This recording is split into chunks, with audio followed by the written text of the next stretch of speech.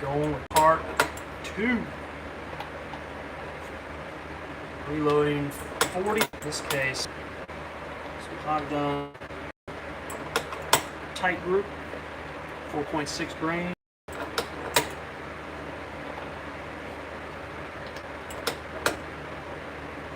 Let's see if we can get a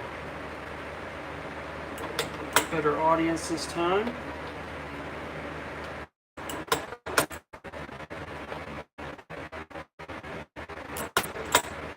Much more exciting. I can flow through this process. 45 ACP. It's fun to shoot. It's kind of expensive to buy.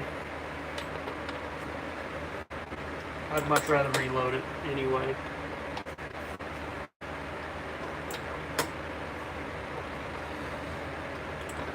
Halfway there.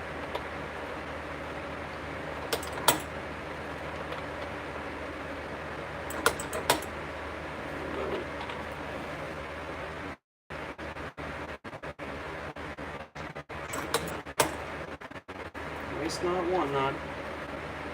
Here's your load. Stop. Measure a case. Throw the load.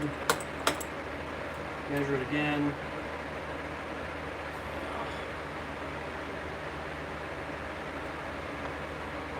Same with this guy. Measure the case. Go down a load, take a look.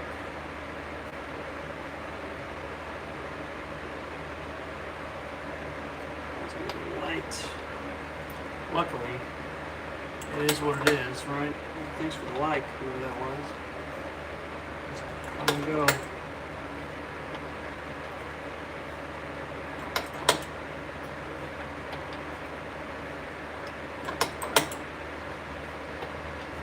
Throwing down powder.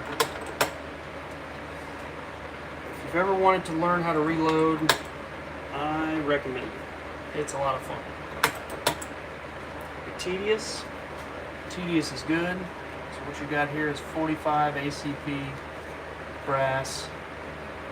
Large pistol primer in there. CCI. I've got my Hodgdon TiteGroupe powder loaded in my thrower. 4.6 grains. And I'm going to put some berries bullets, 230 grain, round nose in these bad boys just for some fun range ammo, just plinking stuff. 5 more loads, and we are on to bullet seating.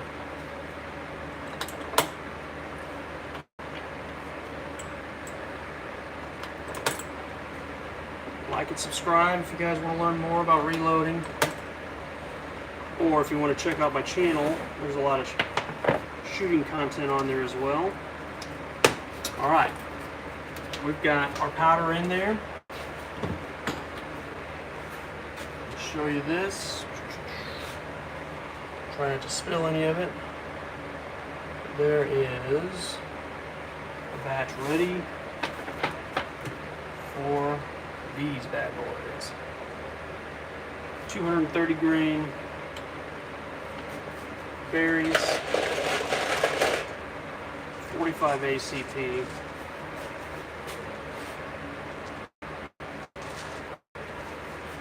I found these actually be really accurate, which I love. Berries is kind of known as a affordable bullet. I think the only thing you have to worry about with berries, being copper plated, you have to watch your velocities on them. They've got maximum velocities, otherwise you're going to shred the copper plating. All I'm doing is saving myself a little time putting the bullet into the cartridge so that when I go to load these, I'm not having to do this each and every time.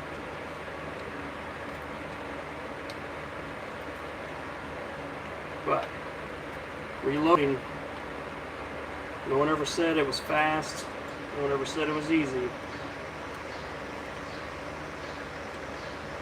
Most common question I get all the time is, how much money do you save? First answer is, I spend way more money reloading, but I shoot probably 2 or 3 times more than I would if all I had access to was factory ammo. So that is a great give and take. Again, berries, 230 grain, round nose, copper plated bullets. Easy to reload. Get them anywhere. I usually get mine at Cabela's. Just a box of like 200 of these. Easy peasy. But nothing wrong with affordable.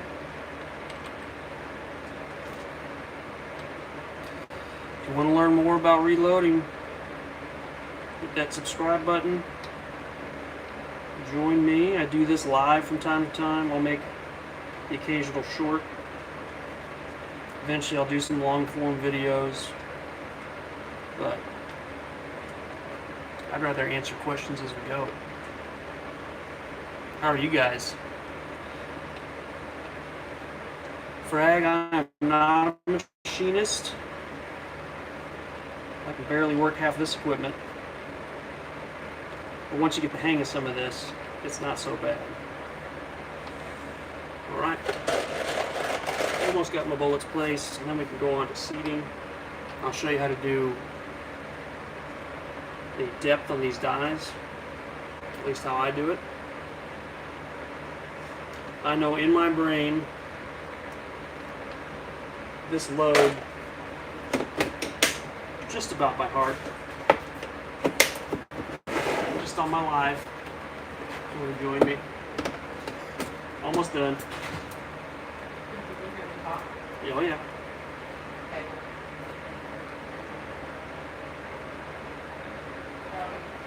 2. We will. That's the old wifey wanting to join. So I take my seating die and I run it down until I feel a little bit of pressure. I'm going to use a separate crimping die, so I'm not going to use the crimp function of my seater. So I'm actually going to raise up, put a little more pressure right here. The idea is, now that I've got my seating die touching, I can lower it a little bit by little bit, increments. And that's way too tall, I can tell you that, but I like to take measurements as I go until I have these 2 dies right where I want them. So that's at 1.424 inches. What I'm going to do, I'm going to pull out my lineman, take a look at my case overall length.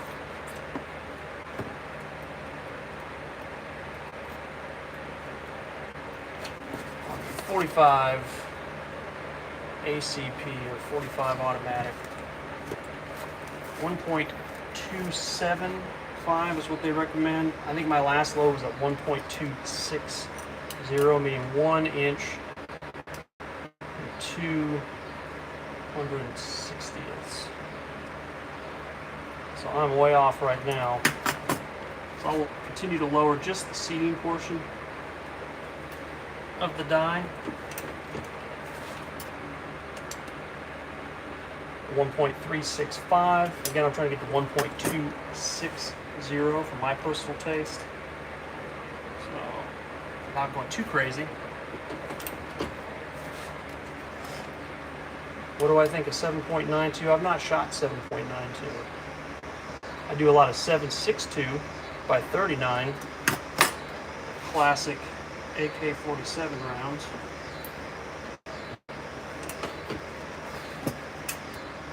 Let's see, 1.317. Good turn, don't go too crazy. little closer, probably 1.28.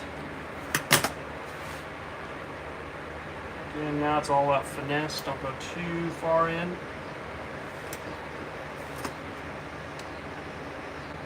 .27 is a little under the COL in the lineman manual, which means it's probably SAMI spec. I want it at 1.26 because I am shooting this out of Kimber, and it is a really tight tolerance.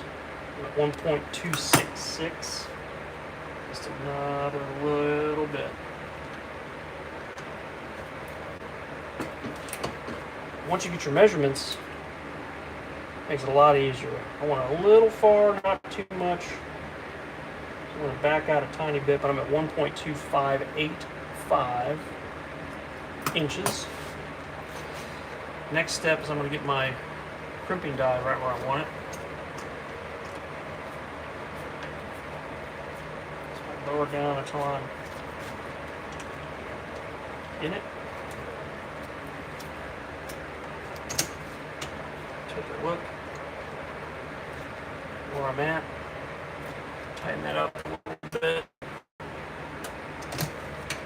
Crimping, at first I kind of do by feel. I feel it pushing on the edge, I'll pull it back out and take a look. That's a pretty good crimp on there. You don't want to over crimp these berries bullets, so you don't want to damage the jacket. I'm actually going to tighten the whole thing down and back that out a tiny bit. Alright, so now my goal is to take case, bullet,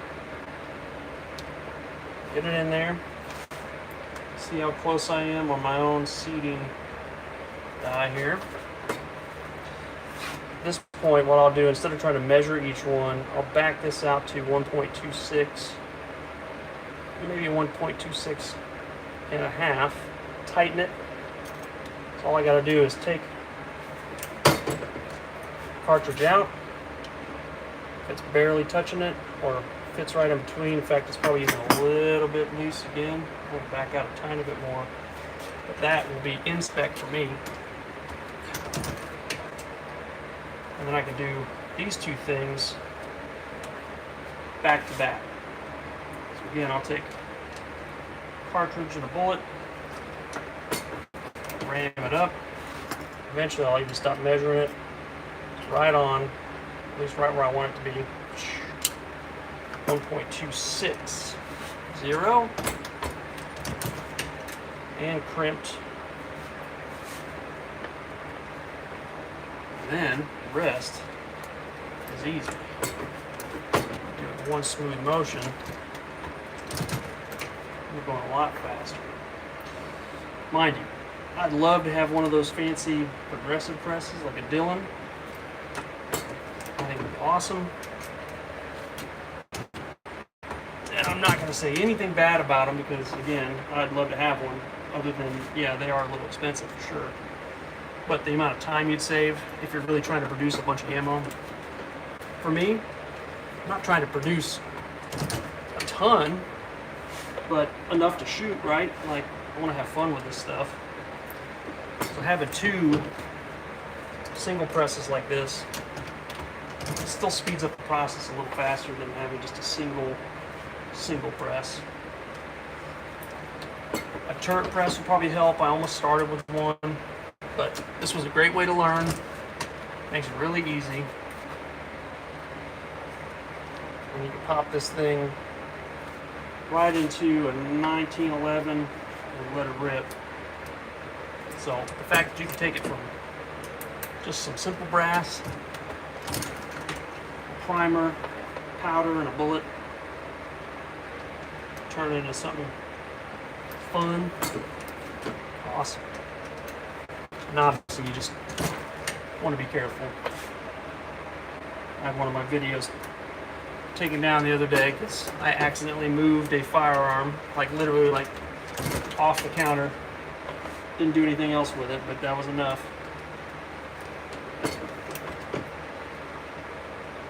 Man, Mork, that's a great question. I've not had an issue with my 45s. I've not had an issue with most of my rifle rounds. I'll tell you, for some reason, I've had an issue with my 9mm.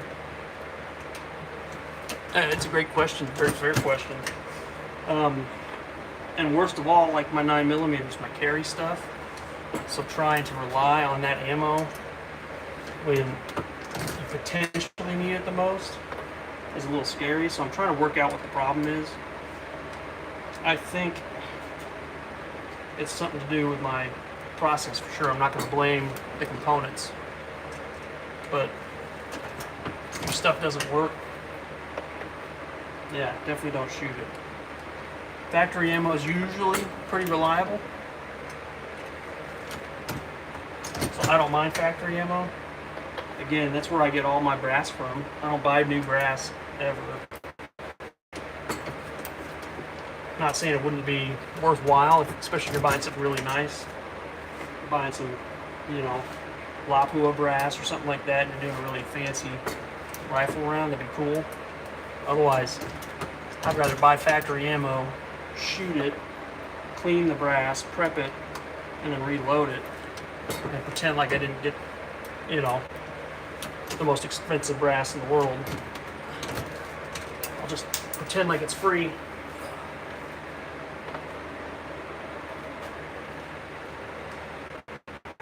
Once you get to this part, if you have a setup like this, or even something more efficient, it starts moving really quick.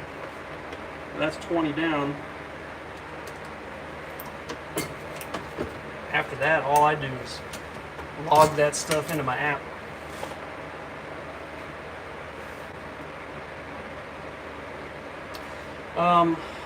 You know, I've tried everything, because I'm using this same powder. To answer your question, Mark, I'm using TiteGroupe for both my 45 and my 9mm. In fact, most of my hand-loaded pistol ammo, I'm using TiteGroupe just to kind of save on it. Right now I'm doing 4.3 grains of TiteGroupe in my 9mm because I'm shooting 115 grain jacketed hollow point. Just real simple Hornady, but you know, decent, nice bullets. Anything above 4.3 is when I start to have issues. And I don't know if it's a pressure thing or what, but you know, that's the one. I mean, you don't want issues with any of your ammo, but the ones you really don't want to stick in your gun are the ones you're using on your self-defense ammunition, you know. Again, when you're really trying to depend on that stuff, you do not want to have any misfires, misfeeds, anything like that. Most of mine's been misfeed, so I think the dimensions are off. But I'm also using a CZ pistol, and they're known for having really, kind of like my Kimber, really tight tolerances. So stuff just doesn't fit all the time. Factory ammo, I don't have much of an issue with my CZ. I've not found something that really doesn't want to eat, but I still have to be careful. So, to say I extensively test my self-defense ammo is the truth. I make it, I shoot it, I don't have a whole lot of it around all the time.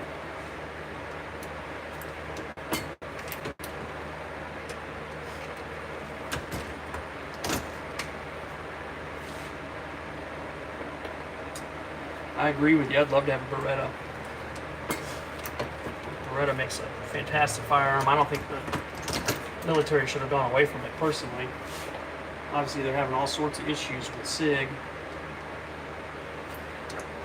Don't get me wrong, I think 6 hours are fantastic firearms, but when you have some widespread issues like they're having with the P320, and I know they're figuring a lot of that stuff out.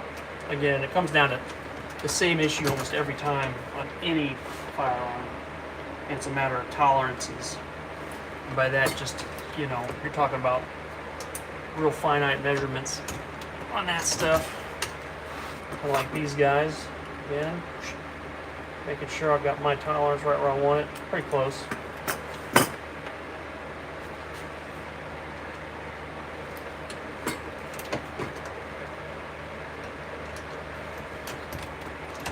You know, I've been watching commercials for that, Thomas. I used to play Battlefield back in the day, but that tells you how old I am when I'm like, oh yeah, I played Battlefield 1943 on the Xbox 360. I was jumping on that until just a year or two ago. Watch out if I'm in a tank.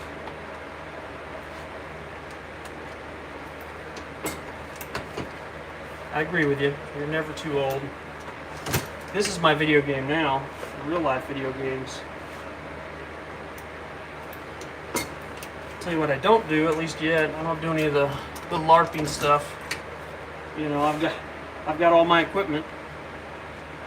I've got a vest and a battle belt and all that stuff. I'll probably have to show that shit off sometime. But again, you can't even really do anything with firearms when you're doing a Facebook Live. Can't touch them, can't move them. Otherwise, I'd love to do a bunch of gunsmithing on here for you guys and gals. That's one of my favorite things to do is minor stuff. I don't go crazy, right? I'm not like cutting my own frames or anything, but I've built my 2 ARs. That was a fun process. I don't think I've had a gun, with a few exceptions, that I haven't customized to some degree. Minor stuff, you know, like triggers and springs and stuff like that.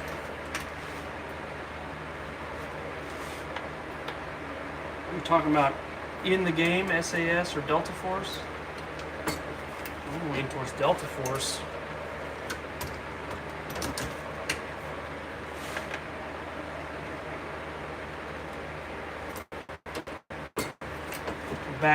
Back in my day, when it was just Battlefield 1943, you're either the Americans or the Japanese. The Japanese, awesome, because you got a freaking samurai sword if you're a sniper. Run around and just go crazy with that guy. Alright, last one. No, not real life. Real life, probably. Oh man. I would probably still say Delta Force, but in reality, I think SEAL Team's the way to go. Alright, 50 rounds, 45 ACP. Again, 230 grain berries, round nose, copper plated bullets, reclaimed brass. This one's a Winchester. Large pistol primer. That's from CCI. And then I used Hodgdon TiteGroupe as my powder. If you like this, if you guys want to see more, hit subscribe. Join me again in the future. Go check out the rest of my content. If you want to see me shoot some of this stuff, it's already on my page. It's mainly shorts and stuff like that right now. But you guys have a great night.